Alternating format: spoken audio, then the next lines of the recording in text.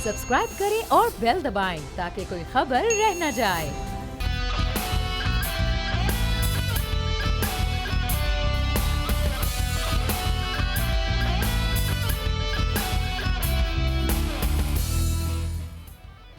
अस्सलामुअलैकुम नाज़रीन, प्रोग्राम में आपको कहेंगे खुशामदीद। मैं हूं महविश अनस और प्रोग्राम में हमेशा की तरह मेरे साथ मौजूद हैं बोल न्यूज़ के एडिटर इन चीफ नज़ीर लगारी साहब। नाज़रीन, आपको बताते चलें कि कल लाहौर हाई कोर्ट ने साबिक वज़ीर आज़म नवाज शरीफ को इलाज के लिए बैरून मुल्क जाने की इजाज़त देते हुए हुकूमत को उनका नाम एग्जिट कंट्रोल लिस्ट से निकालने का हुक्म दिया और साथ साथ ये भी कहा गया कि अभी 4 हफ्तों का वक्त दिया गया है, लेकिन अगर नवाज शरीफ साहब की तबीयत बेहतर नहीं होती तो इस मुद्दत में तौसी भी की जा सकती है। अभी 4 हफ्तों के लिए उन्हें बैरून मुल्क जाने की इजाज़त दे दी गई है। इस सारी सूरत हाल के हवाले से आपको एक क्लिप दिखाते हैं, फिर इस पर बात करेंगे। गुफ्तगू आपने सुनी। लगारी साहब, बड़ा अहम सवाल उठा दिया है आरिफ हमीद भट्टी साहब ने। वो कहते हैं कि सबको पता है कि खान साहब के साथ क्या होने वाला है। क्या आप बता सकते हैं कि खान साहब के साथ क्या होने वाला है? बड़ी पहेली है और खान साहब ने जो किया है वो आगे उन्हीं के साथ पेश आएगा। अच्छा। यानी उन्होंने अच्छा किया है तो अच्छा आएगा, उनने कदरे अच्छा किया है तो कदरे अच्छा होगा, उनने बुरा किया है तो बुरा होगा। असल में फ़ारसी की एक ज़रबुल मिसल है, चाह कुंडरा चाह दरपेश। जो कुआं खोदता है उसके आगे वही, जो गड्ढा खोदता है उसके आगे वही गढ़ई आता है। तो सूरत हाल इमरान खान साहब से इससे मुख्तलिफ नहीं होगी। इससे पहले बेनज़ीर भुट्टो, फिर नवाज शरीफ, फिर बेनज़ीर भुट्टो, फिर नवाज शरीफ, फिर गिलानी, फिर राजा परवेज़ अशरफ। जिस तरह से ये सिलसिला आता रहा है कि ये आसमान से नाजिल नहीं हुए लियाकत अली खान से लेकर मियाँ नवाज शरीफ तक, कि इनको जो है बहुत ही पाल पोस कर, बहुत ही मीठे अंदाज में, बहुत ही अच्छे अंदाज में इनको जो है वो शानदार किस्म के फ्रेम में जो है वो अच्छी जगह पर अच्छे शोरूम में रखा कर उनको खड़ा कर दिया जाएगा और कहा जाएगा कि जनाब देखिए, इनके हुस्न को देखिए और इनके जमाल को देखिए और इनके खूबसूरत। मुल्क के साथ क्या हुआ ये देखा जाएगा। सही। इनके आने से मुल्क के अवाम को कुछ मिला, लोगों की ज़िंदगी में कोई तब्दीली, ये जो तब्दीली आई रे, जो गाना गाते थे हमारे गवर्नर साहब इमरान इस्माइल साहब, उस तब्दीली आई वाले सुर कहाँ गए? और उन सुरों के अंदर से जो सुर फूटते थे, जो भैरवी और दादरा का आलाप होता था, वो कहाँ चला गया है? ये सारे के सारे सुर कहाँ चले गए? जो कुछ उन्होंने किया वो उनके साथ होगा, यही कुछ होना है आगे। लेकिन लगारी साहब, ये वाली जो बात हो रही थी कि जहाज़ 3 बार आया, उसके बाद वापस चला गया और फिर किसी की अना की बात हुई, किसकी अना की बात कर रहे थे?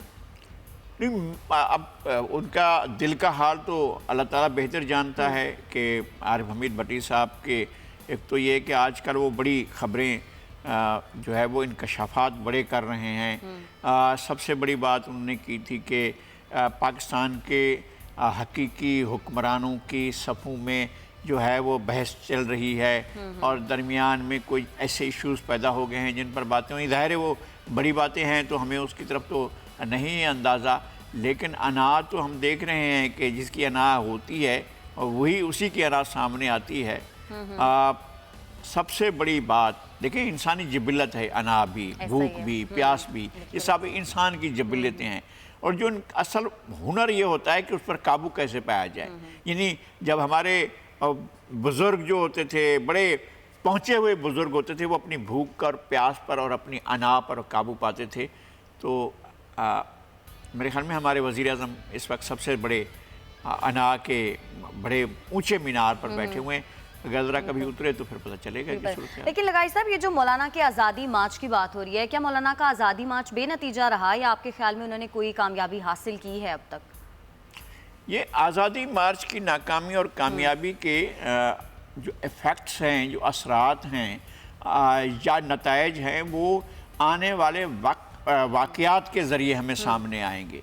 ये नहीं है कि जी अच्छा मौलाना साहब आए थे, हाँ जी आए थे, मौलाना साहब लोगों को लाए थे, हाँ जी लाए थे, कितनी तादाद में आए थे जी, लाखों में आए थे, कहाँ आकर बैठे, ये हुआ और इतने दिन चले, यहाँ पहुँचे। तो इस दौरान में पाकिस्तान में किसी किस्म का कोई तशद्दुद का मामूली सा वाक़या भी नहीं हुआ है। एक बहुत बड़ा इल्ज़ाम नहीं, हकीकत थी। अच्छा। कि मिलिटेंसी जो थी वो मज़हब के नाम पर होती थी। तशद्दुद मज़हब का नाम लेकर होता था, खुदकुश हमले मज़हब का नाम लेकर होता था اور اس طرح کے جتنے اقدامات ہوتے تھے انسانوں کی جانوں کو ان لوگوں سے خطرہ تھا جو مذہب کا نام لیتے تھے. یہ مذہب کا نام لینے والے تھے جو لاکھوں کی تعداد میں نکلے, سڑکوں پر آئے, ایک جگہ پہنچے, 1407 کلومیٹر کا طویل سفر کیا اور وہاں پہنچنے کے بعد انہوں نے جا کر کیمپ کیا, اور اس دوران میں تشدد کا ایک واقعہ بھی نہیں ہوا. یہ ایک دوسرا ایک پازیٹیو رخ دکھایا گیا ہے کہ یہ بھی مذہب کے ماننے والے لوگ ہیں, اور اسی اسکول کے لوگ ہیں جس اسکول کے لوگ ملیٹنسی میں تھے.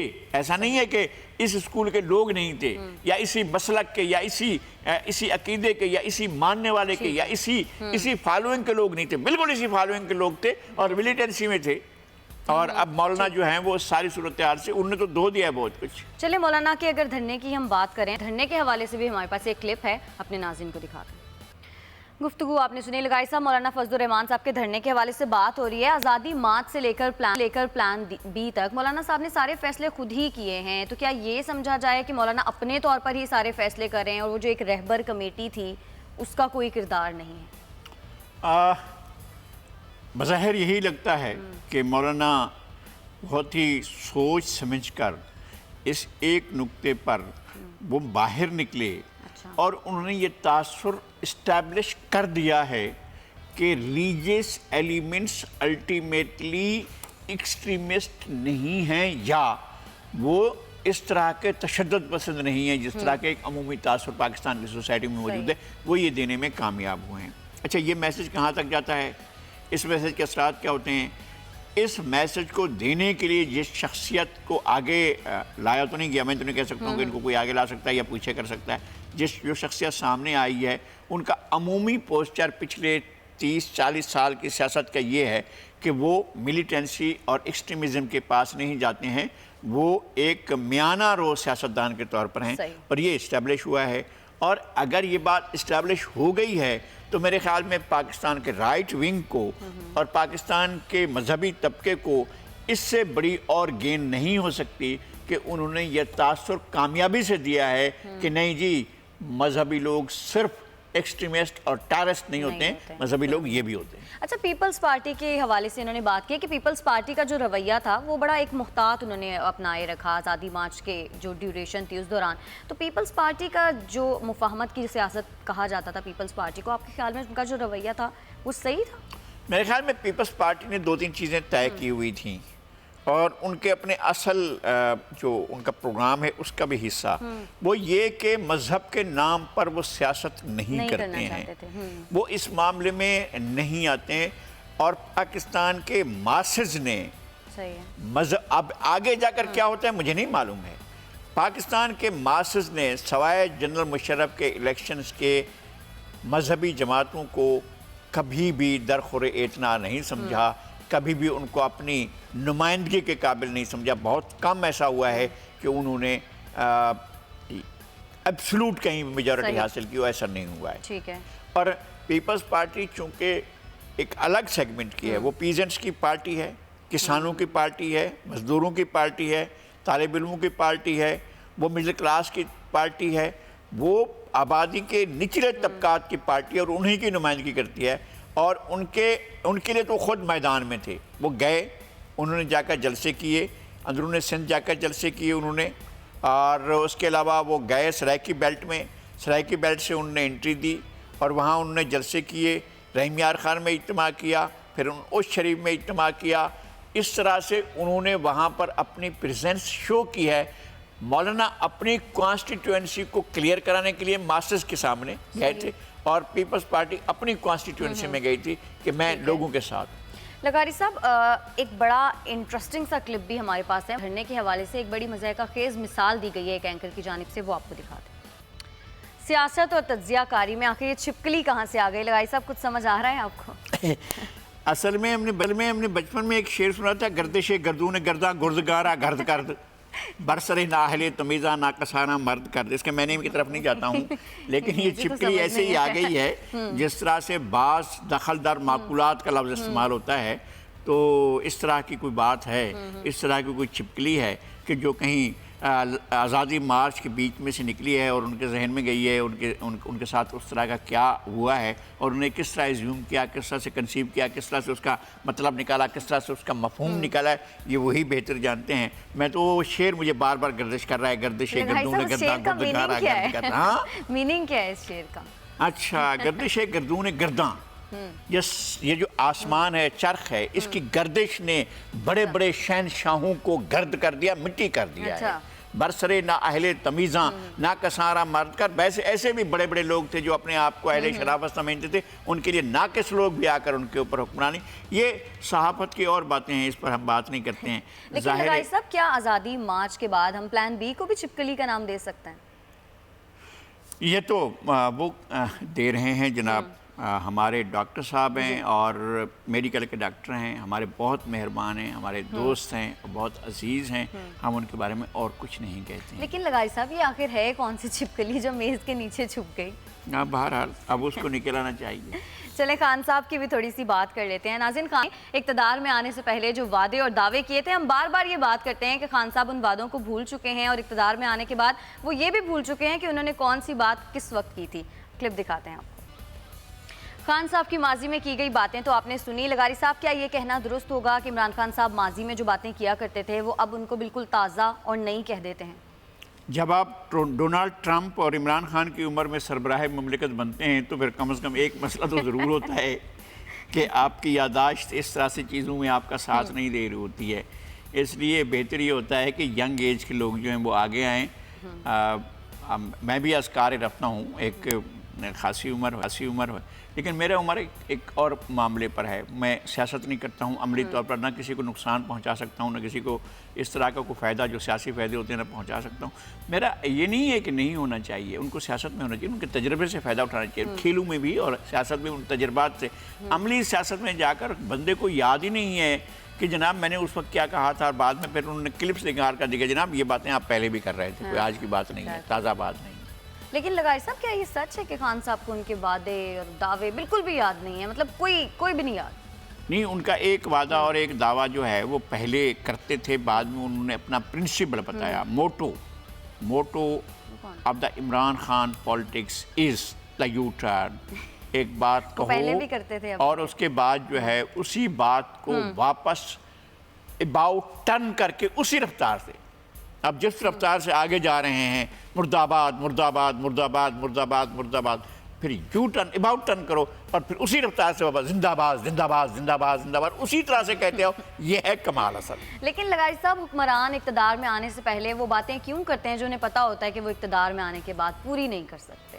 پھر سیاستدان کون کہے گا ان کو اس وقت، اس ایسی دنیا میں جو ہماری تھرڈ ورلڈ ہے، ہمارا یہ پسماندہ معاشرے ہیں، ہمارے یہ بہت ہی نیرو مائنڈڈ تنگ نظری کا شکار معاشرے ہیں، ان کے اندر اس طرح کی چیزیں نہیں ہوں گی تو پھر کیا ہوگا؟ اس لیے کہ سہانے خواب دکھاؤ، جنت کی باتیں کرو اور ان کو کہو کہ جناب دیکھیں ہم نے آپ کو جیتے جی جنت دکھانی ہے، انتظار کیجئے، بس پردہ ہٹتا ہے اور پردے کے بعد میں ایک پورا غول آئے گا، وہ جنت سے نکلے ہوئے ہوں گے، اس طرح کے آپ کو کھانے ملیں گے، اس طرح سے آپ حوریں دیکھیں گے، اس طرح کا ہم بالکل تیاری کر چکے ہیں، سارے کا سارا بس تیاری، اب آپ اس پردے کے اٹھنے کا انتظار کیجئے، لائیے ادھر ووٹ ڈالیے اور پھر دیکھیے کہ کیا کیا ہوتا ہے۔ اور ہم جیسے معصوم لوگ انہی باتوں پر یقین کر لیتے ہیں۔ ناظرین، جانب بڑھنا ہے بریک سے، جب واپس آئیں گے تو کرنٹ پولیٹیکل جو سچویشن ہے اس پر بات کریں گے، ساتھ رہیے گا۔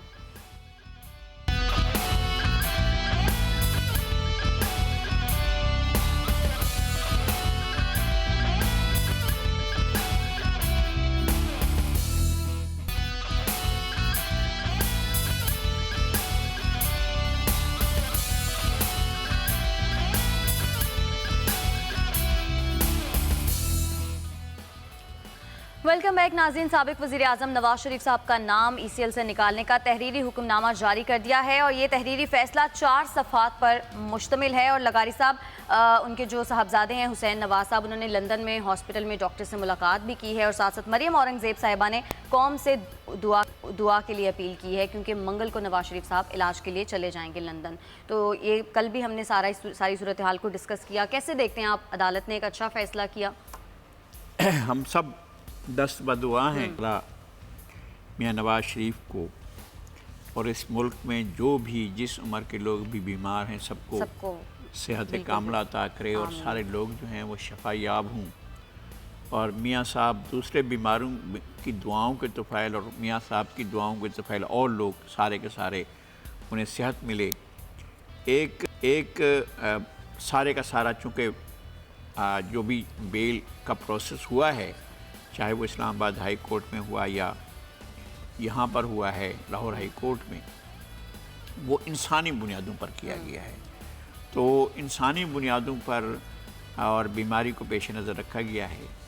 ایک انسان کا ایک رائٹ ہوتا ہے، وہ قیدی کا بھی رائٹ ہوتا ہے کہ اس کو صحت مند ہونا چاہیے۔ اگر ان کی علاج نہیں ہو سکتا اور وہ استطاعت رکھتے ہیں، اور میں دل سے چاہتا ہوں، میں نے کل بھی عرض کیا تھا کہ سارے پاکستان کے لوگوں کی استطاعت ہو کہ وہ ملک کے اندر ہی بہتر علاج کرا سکیں، تو اگر استطاعت رکھتے ہیں کہ اپنی زندگی بچانے کے لیے کہیں اور جا کر علاج کرا سکتے ہیں تو کرائیں، اور قوم سے جو کہا ہے کہ واپس آئیں گے تو واپس آئیں، ہم انتظار کریں گے ان کا، ان کی صحت کا اور ان کے واپس آنے کا۔ بالکل۔ اچھا لگائی صاحب، ہم مولانا صاحب کے دھرنے کی تو ہم بات کر چکے ہیں، مولانا صاحب تو اپنے مطالبے پر قائم ہے اور ان کا پلان بھی چل رہا ہے، چوتھا روزہ، لیکن ہم دیکھ رہے ہیں کہ عوام کو بہت بات کا سامنا کرنا پڑا ہے۔ لگائی صاحب، دھرنا سیاستدان دیتے ہیں، مشکلات عوام کے اوپر آتی ہیں کیونکہ ٹریفک کی روانی معطل ہے، اہم قومی شاہراہیں جو ہیں وہ بلاک ہیں۔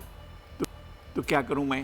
اظہار ہمدردی کروں ان لوگوں کے ساتھ جو وہ سفر کر رہے ہیں، اور جو لوگ بیٹھے ہیں ان کو کہوں کہ نہیں بہت برا کر رہے ہیں، وہ لوگ عوام کے لیے ہی کر رہے ہیں، وہ لوگ عوام کی مشکلات کے پیش نظر یہ کر رہے ہیں۔ عوام کا ووٹ چوری ہو جاتا ہے، اس میں کوئی شک نہیں ہے، عوام کا مینڈیٹ جو ہے وہ ختم ہو جاتا ہے، پتہ ہی نہیں چلتا ہے کہ کہاں چلا گیا، اس کے لیے بیٹھے ہیں، ان کا اپنا خیال ہے، اپنا تصور ہے، وہ اس لیے بیٹھے ہوئے ہیں۔ عوام کو ڈیلیور نہیں ہوا، وہ اس لیے بیٹھے ہیں۔ مہنگائی بڑھ گئی ہے، وہ اس لیے بیٹھے ہیں۔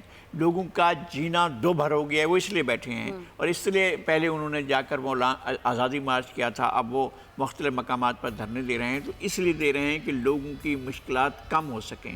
اگر وہ یہ کہہ رہے ہیں کہ مولانا صاحب کو وزیر اعظم بنا دو تو میں کہوں گا بالکل نہیں، فوراً ان کو ہٹ جانا چاہیے، ایسا کوئی مطالبہ جائز نہیں ہے۔ اگر وہ یہ کہتے ہیں کہ جناب یہ جو ہے اپنا ہماری جماعت کو اقتدار منتقل کر جائے تو غلط بات تھی، نہیں ہو سکتا تھا ایسا۔ وہ کہہ رہے ہیں بعض چیزوں کی گارنٹی وہ مانگتے ہیں، ہو سکتا ہے کہ انہیں بہت کچھ بتایا گیا ہو اور بہت کچھ ان کے ساتھ گفتگو ہو چکی ہو، وہ اگر اپنے اس بات پر قائم ہیں، اپنے مطالبے پر کہ حکومت جائے اور وزیر اعظم استعفیٰ دیں، تو ان کا حق ہے، رائٹ ہے، وہ اپنا استعفیٰ مانگ سکتے ہیں، اور وہ جب تک چاہیں وہ بیٹھے رہیں، دھرنا بھی دیے رہیں۔ جب ان کی قوت ہوگی کہ وہ اس طرح سے الٹ دیں تو وہ بھی اس آپشن کو بھی استعمال کریں گے، لیکن سر دست ایسا کوئی امکان نہیں ہے کہ مطالبے پر ہی، لیکن بہت سی اور چیزیں ہیں وہ ہو جائیں گی، آپ کو بھی نظر آ جائیں گی۔ صحیح، لیکن آپ نے مہنگائی کا ذکر کیا لگائی صاحب، ملک بھر میں مہنگائی مافیا تو بہت زیادہ بڑھ گیا ہے۔ پہلے تو گائے، بکرے اور مرغی کا گوشت ہی قوت خرید سے باہر تھا، لیکن اب تو پھل، سبزی، دالیں، ہر چیز مہنگی ہو گئی ہے۔ غریب کیا کریں، کہاں جائیں؟ میرا خیال ہے کہ اس حکومت نے بغیر سوچے سمجھے ایک پیکج لینے کے لیے عالمی مالیاتی فنڈ سے لوگوں کے انٹرسٹ کا، یہ ریاست جو لوگوں کو سبسڈی دیتی ہے اس کا سارے کا سارا کمپرومائز کیا۔ لوگ کہاں سے کھائیں گے؟ آپ لوگوں پر 40-50 قسم کا ٹیکس لگا کر بہت زیادہ اور ان کی جیبوں کے اندر آنے والے ہر روپے کو اس میں سے پیسے منہا کر کے آپ ہمیں یہ تک جو دیتے ہیں کہ جناب یہ پیکج لے لیجئے گا، 100 روپے کا آپ ہمیں کارڈ دیتے ہیں، اس کے اندر سے بھی آپ پیسے کاٹ لیتے ہیں۔ یہ ٹیلی فون سننے تک کے بھی لوگوں کی یہ سہولت ہوتی ہے، وہ بھی بہت کم محدود ہو جاتی ہے۔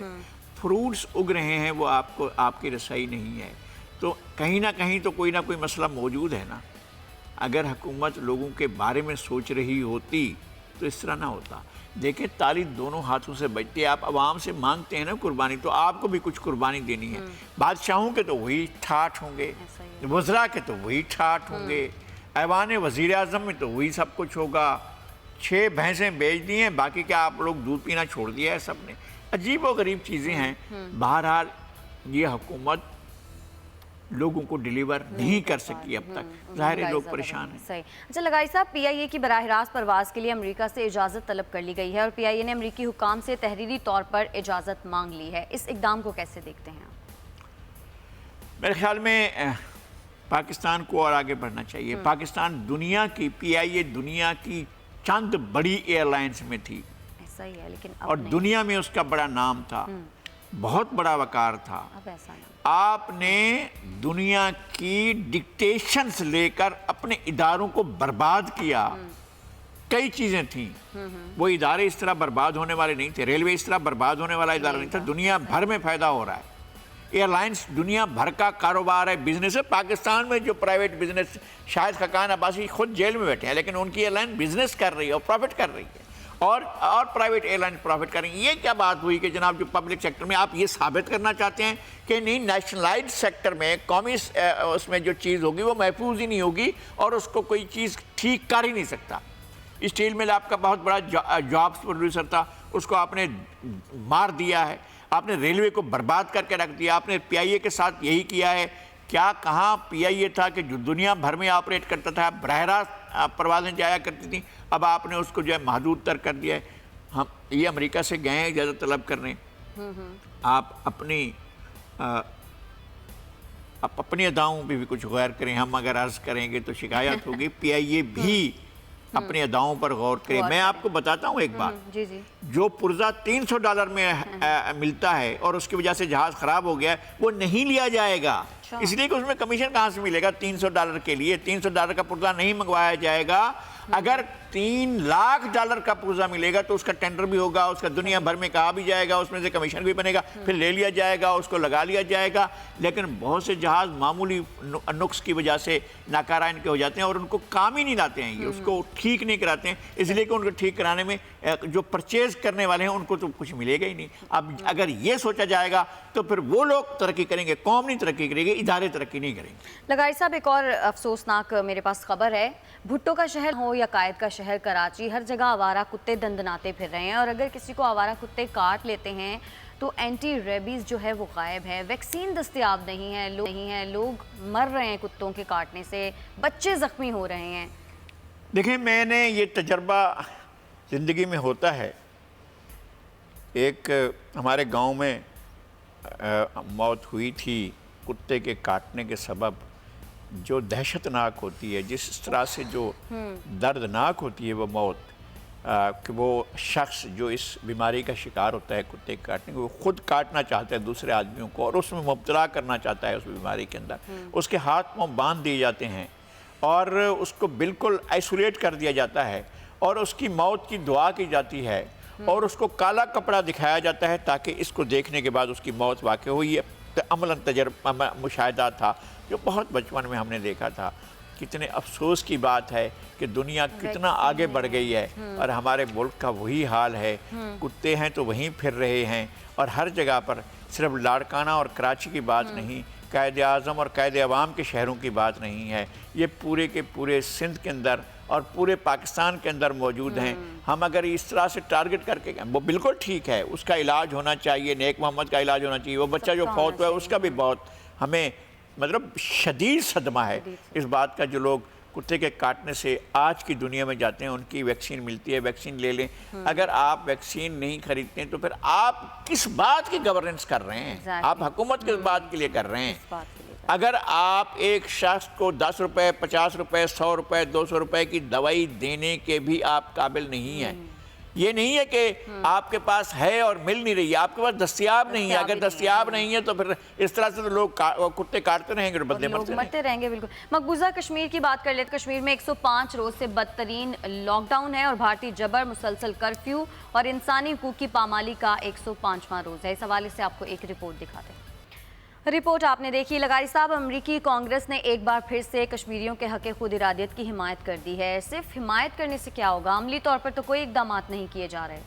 امریکی کانگریس اگر کرنا چاہے، اس کے پاس ایک پاور ہے، پتہ ہے؟ اچھا. اس کے پاس ایک پاور ہے امپیچمنٹ کی. وہ چاہے تو صدر ڈونالڈ ٹرمپ کے خلاف امپیچمنٹ کر کے ان کو گھر بھیج سکتے. اچھا.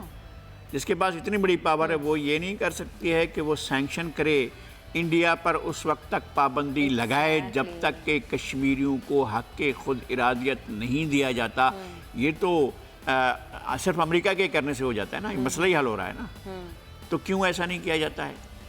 ان کو چھوٹے چھوٹے اپنے پٹی انٹرسٹ، آج کی دنیا کے سودے کے اندر آپ دیکھ رہے ہیں کہ آپ کو کیا مل رہا ہے، آپ کی جیب میں کتنے پیسے آ رہے ہیں، آپ کتنے ڈالر کما رہے ہیں. اگر ان چیزوں کو دیکھیں گے، ویلیوز کو آپ دیکھیں، اس زمین کی عمر جو ہے وہ کتنی ہے. زمین 5 ارب سال سے قائم ہے، لیکن تہذیبیں کئی آئی ہیں اور کئی گئی ہیں. آپ کی تہذیب ایک سیچوریشن پوائنٹ پر ہے.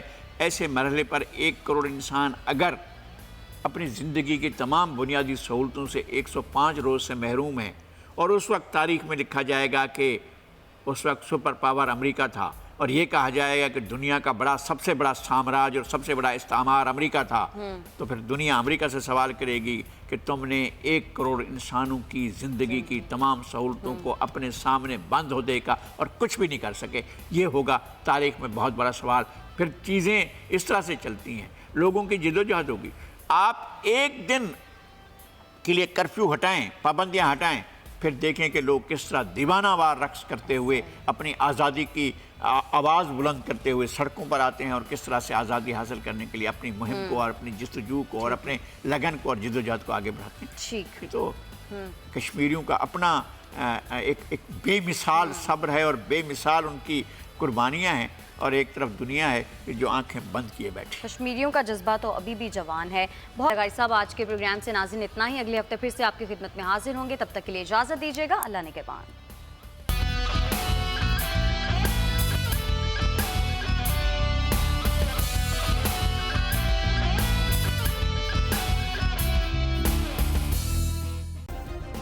سبسکرائب کریں اور بیل دبائیں تاکہ کوئی خبر رہ نہ جائے.